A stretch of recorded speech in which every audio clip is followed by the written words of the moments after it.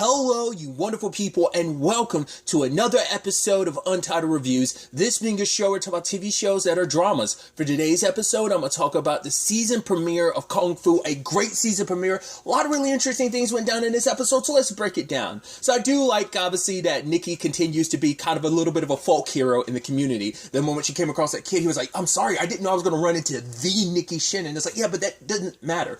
He's like, all right, here, I'll give this. It's like, no, you're going to go there and you're going to apologize yourself. And he's like, I'm sorry, I'll go do it. So she's balancing that, working for her parents, at the restaurant, helping them out there, also just kind of living her life and, enjoying, everything, the peace and tranquility of everything.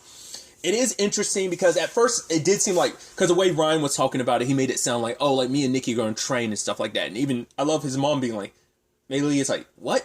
You're not even athletic at all. Like, what are you talking about? And he's like, Mom, come on. But it doesn't seem like he's training necessarily. I guess either it's Nikki that wanted this or either it was more so him. But he's keeping an eye on Nikki. And he's like, yeah, like the fact is, after like such a heavy workout, your heart rate isn't up. Even the most like skilled fighter would be. But for her, it's like, no. So he's thinking, obviously, like, there might be some residuals from the energy last season. That it's still some part, like, she thinks all of it returned to the Earth with the weapons being destroyed. But it's like, there might be some residuals left in her. It might be a situation of, like, she might have permanent buffs forever because of it. Like, it might just be like her, like, if we're going by video games terms, like I said, she's got permanent buffs. She won't ever have, like, plus 10 strength, like putting it in video game term, like using video games as a metaphor. But there might just be some just residual energy left over, like, because she is like very special. Like, obviously, like, her family is a lineage going back as far as it has, so like maybe that ties into why some of it may have stayed with her. Maybe it's because she is, playing into the fact that she's this destined chosen warrior too, so maybe there's extra reason why it's like destiny and fate needs her to have this for what's coming, especially when you think about the fact that she's going up against someone like a Russell Tan, a person who has all the money and resources needed to come after her, but he's not coming after her. Like, I'm jumping around a lot, but he goes after Mia, which the question is, why? You would think out of anyone, it'd be Nikki would go after, but why? I guess maybe there's something that Meishi, like, left that he needs. At first I was wondering if it was for Kerwin, but Kerwin wakes up later on, so I'm like, so it's not for Kerwin's sake, so what is it he's after? Whatever it is, it's something specifically Mia has. Which they had to have done that on purpose. It's like, oh, one sister named their child, one has a child, Nikki, one has the other, Mia, just M and N, so that's why I'm like, that can't be coincidental. Maybe it is. Maybe I'm reading too much into it. I just thought that was kind of interesting. Because I was actually surprised, because at the beginning I was like, oh, when we saw the person, because I knew her cousin would have a big part in this season just based on the trailer, but I didn't realize, like, because at first I was like, oh, it's got to be her cousin, especially because she felt the connection, but then later it was like, oh yeah, Sasha, which I've seen that actress in so many things. I'm trying to remember what was the last thing I saw that actress in, who plays Sasha. I want to say it was like this short-lived show on Sci-Fi called Ghost Wars, at least here in the States. It was on a different channel. I think it was a Canadian show, so it was on a different channel in Canada. I want to say that was the last thing I saw her in. The thing I best knew her from was, like, she played a character named Garza in oh god, what's its face? Continuum also on Sci-Fi. I'm curious. I feel like there was something more recent I'd seen her in, and I just can't remember. Maybe Ghost Wars was the most recent thing. Regardless, the moment it got introduced her and she was like, oh, I met the girl, she's pretty scared. I was like, oh, was that you? It's like, no. She was, later as the episode progressed, I was like, right, she ran into Mia. So, but that's when I was like, yeah, like, why Mia specifically? That's so interesting. But obviously, like, Nikki was always worried about the shoe dropping. It was just only a matter of time, trying to live up life, trying to enjoy it while she can. But sadly, that shoe was always going to drop because Russell Tan was always going to be like an element that was always out there. Shoe came dropping in it is technically towards Russell Tan, but it's still, it's connected to Russell Tan, but it's also still connected to her family. Obviously, none of them knew about Mia's existence. Mia didn't know about their existence because her mom never really talked about her family. I guess it's because her mom knew the truth about everything that was going to go down, and so she kept her distance from her family, and she didn't want Mia to know about it because she didn't want Mia trying to track them down, because it's like, right, this will bring a whole world of trouble their way as well. So it's like to protect her daughter, but, you know, because it's like, right, warning her about the dangers of the world. So she was kind of sheltered for a long time until she left wanting to get her freedom. But that's when Sasha and about 6 months ago, Sasha and Russell, Russell sent Sasha to go after Mia, and so tracked her down and killed every one of her friends that were there with her. She had actually found a life and was kind of happy in that freedom, and that was taken from her. So that's why she did all this. She, like, broke into Nikki's house. She attacked Evan just because she didn't know, like, because she had learned that Nikki, Henry, and Evan had went to basically where Meishi was and was asking a whole bunch of questions, and so she didn't know who to trust, didn't know who was what, so she came looking for answers she never got from her mom. I mean, hell, only Nikki recently got answers about everything. She only just found out, like, wait, I have an aunt I really didn't know about, I thought died at a young age, and in fact she lived a life, that she's connected to all this. Obviously, Nikki learned the truth about her lineage and everything, her role to play in everything, that her mom had been keeping her from years, trying not to get her to go down the same path as her sister. I mean, this all ties into the fact, too, that obviously Evan and Nadia are doing their secret investigation on Russell Tan, trying to keep Evan's boss, D.A. Hughes, out of this because, well, she works for Russell as well, so. I should also note, it is kind of, I mean, it makes sense, but I do like that it is kind of like, okay, like, we're kind of past the awkwardness of it all, but it's still just like you can, like, hang out with Nikki and Henry without there being any issues. It does seem like there might be a little bit of a Evan and Nadia thing, as his boss was kind of suggesting, but he was like, no, there's nothing between us. Obviously, the thing between them is them working together to bring Russell Tan down. But for her, she's not like just doing this for Evan's sake. It's like her home is one of many home places that was gentrified by people like Russell Tan who came in and built over it. So she's like, that's her main reason for wanting to take down someone like Russell. He comes in, gentrifies the neighborhood, but then, you know, taking away all that was that neighborhood, and especially knowing what he does with his power and position. It's not like he does good with it. He does bad. He manipulates. He's just a very, very bad guy. And obviously, like, shifting from Jilon being the main antagonist last season to him stepping up to fulfill that role. So that's kind of interesting.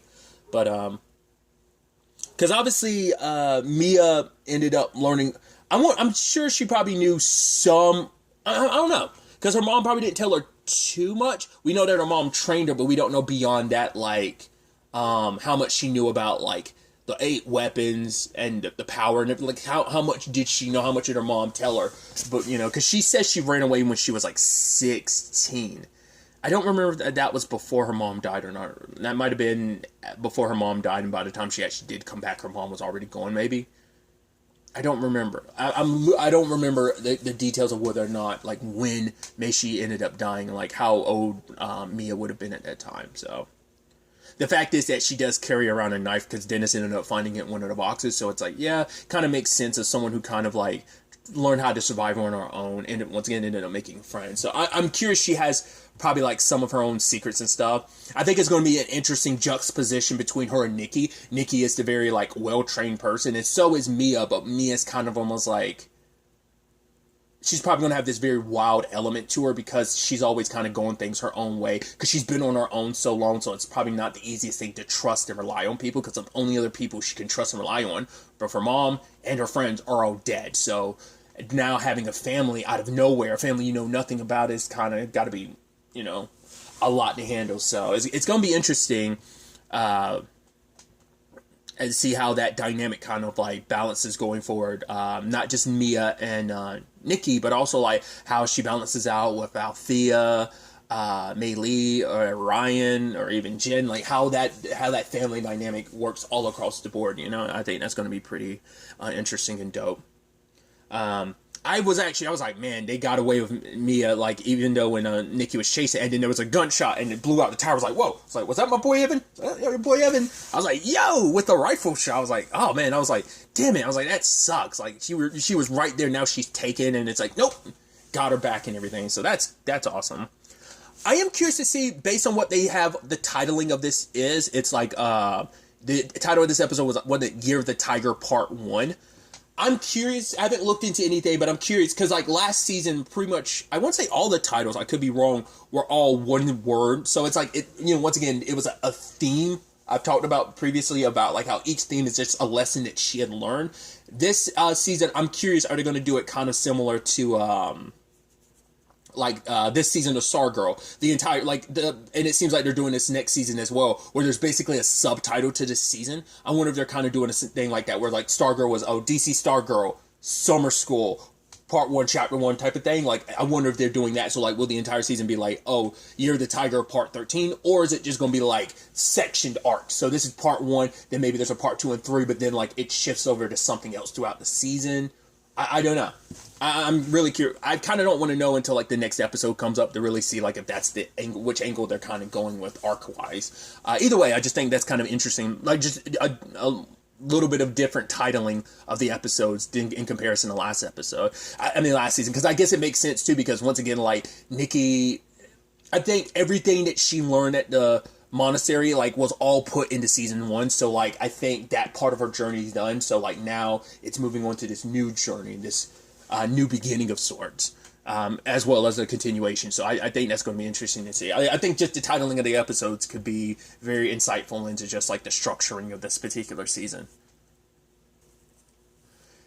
Talking a little bit more about Kerwin really quickly, it has got to suck a little bit, because it's like, right, he never had the best relationship with his father, because it was like, oh, I was never good enough. There was a whole, like, didn't he have to kill his, like, best friend in the process of helping Jilon? And that's also the thing, too. You betrayed everything and everyone you knew for the sake of the woman you loved, and she ended up betraying you, the sad aspect of it. And it's like, right, despite everything, despite you trying to go up against your father, he's like, yeah, whether you like it or not, you're home. So it's like, cool.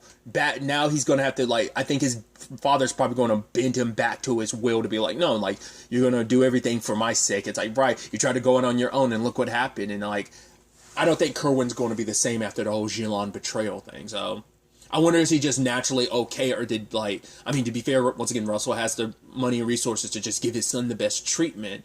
But I wonder, was there something extra to Kerwin's recovery, or is it just like, no, just natural processing? So just the natural processes of everything. So it's gonna be interesting to see how that all plays out. And then we also got an update that was Jilon.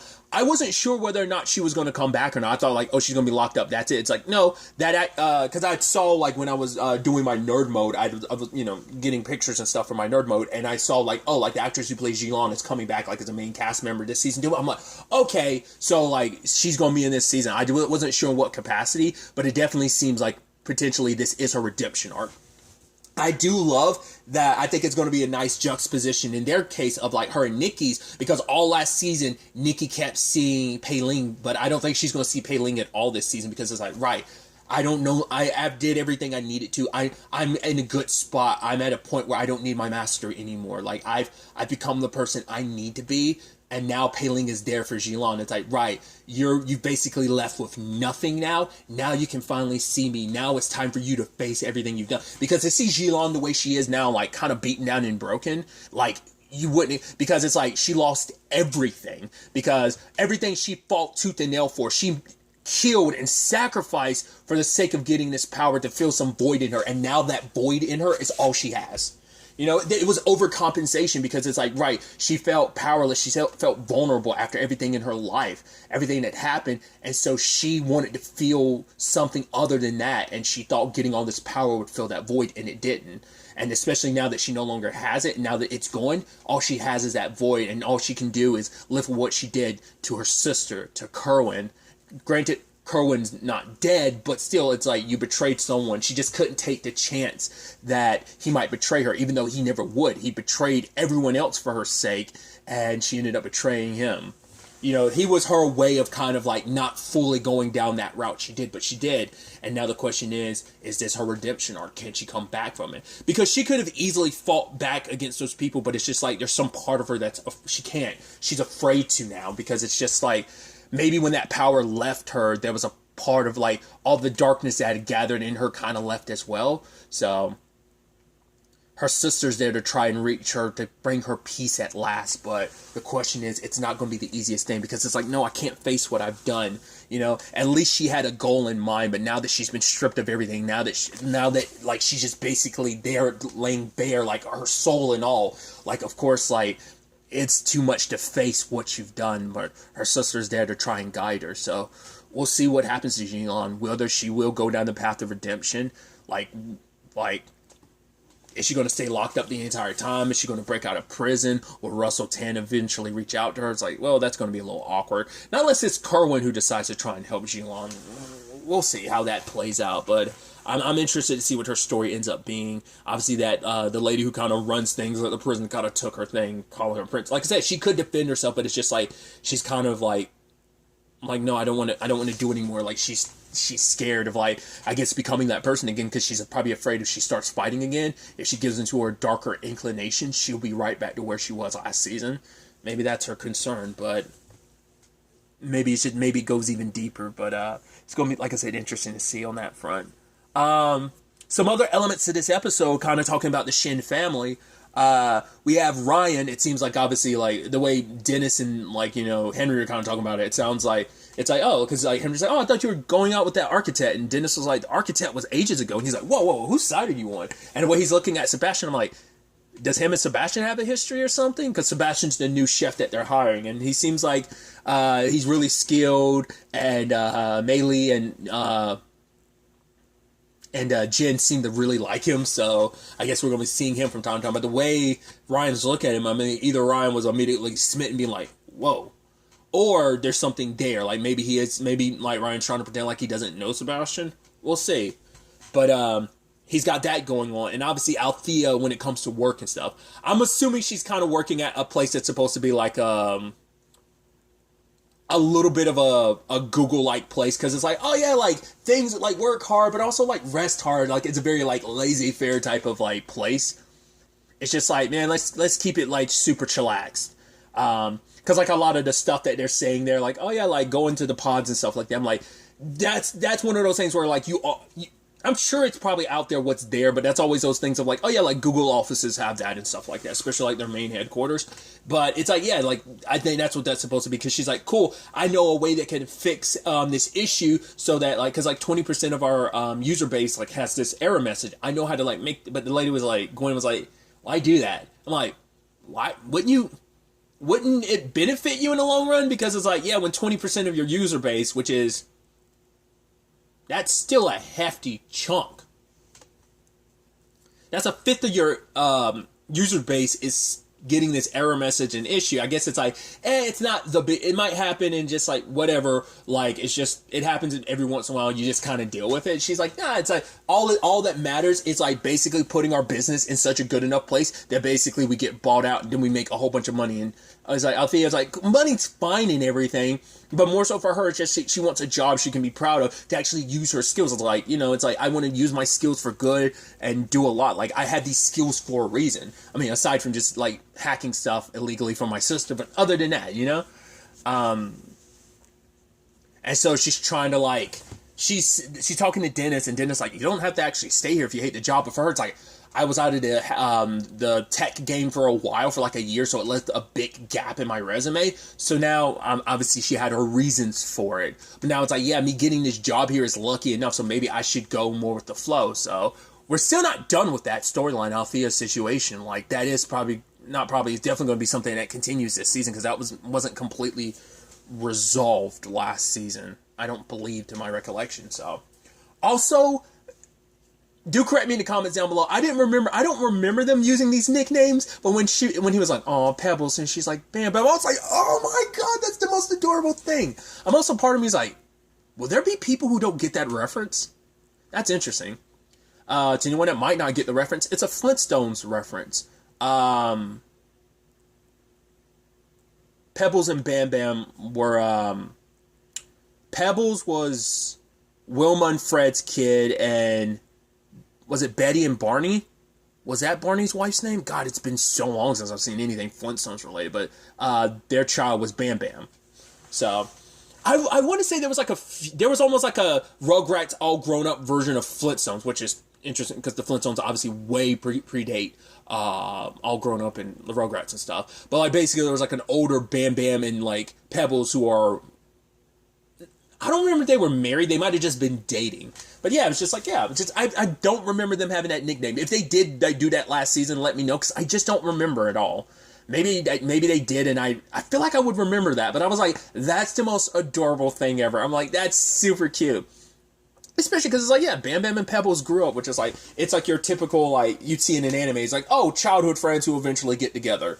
I mean, that's not just like an anime thing, but you see it's very prominent in anime, but it's kind of like the typical archetype of a relationship. But regardless, I'm curious to see what Althea's story ends up taking her. Like, will she still try to do the, like, oh, I'm gonna fix that 20% error, and then, like, her boss is gonna be like, yo, I thought we kind of talked about this. And that's like, yeah, but that's not Althea's. Oh, well, we'll see how everything fits on the work front, just like where her story ends up taking her. Her and just Dennis being, like, the most adorable couple. So I'm excited to see where that goes. Obviously, Nikki and Henry, potentially Evan and Nadia. It might not go down that route, but either way, I'm excited to see where the season ends up taking us going forward from here. But really, that's all I want to talk about. Till the next time we meet, be happy, be safe, live life to the fullest, and enjoy it. Good day and goodbye.